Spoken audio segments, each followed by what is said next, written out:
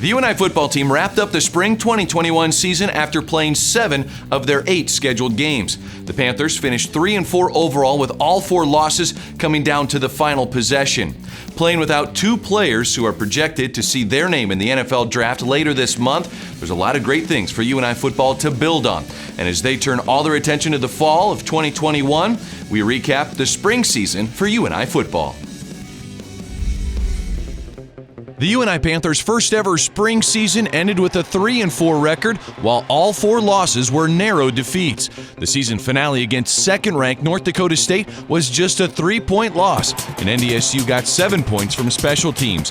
UNI's Tyler Hoosman had a 2-touchdown game against one of the best defenses in the country.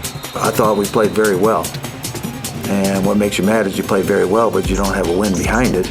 But at the same time, then I go up against what we were up against, and I could throw those factors into it. So, yeah, if you throw in just the UNI football team on the field and how they played the other night, that's what makes it very promising, because on the backside of it, you throw in who wasn't on the field and all the things that we faced throughout the season, and we still look like that at the end of the season. So, yeah, there's a lot there.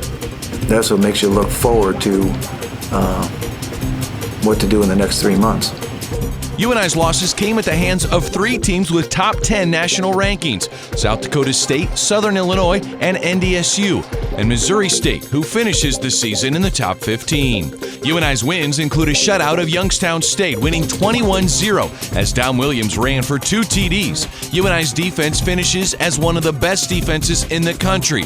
Only twice did UNI allow more than 120 rushing yards, and only twice did a team pass for 200 or more yards in a game. UNI defeated 15th-ranked Illinois State for the 3rd straight time, 20-10 the final this year, as Tyler Hoosman and quarterback Will McIlvain each ran for 2 scores, and UNI allowed just 185 yards of total offense. UNI rocked Western Illinois by scoring on a 75-yard strike on the first play of the game, as Isaiah Weston ran in Justin Fomby's first collegiate TD pass. The Panthers had a balanced offensive attack the rest of the game, as Hoosman ran for 82 yards, Williams ran for 71, and Quan Hampton and Logan Wolf each grabbed 4 receptions in the 34-20 victory. After the first spring season in program history, the Panthers now face the shortest offseason as they recoup and begin to train for fall camp and the season opener on September 4th at Iowa State, less than 5 months away. And that's the last challenge, and maybe the biggest challenge to hurdle of playing this spring is coming off injury-plagued season or one injury.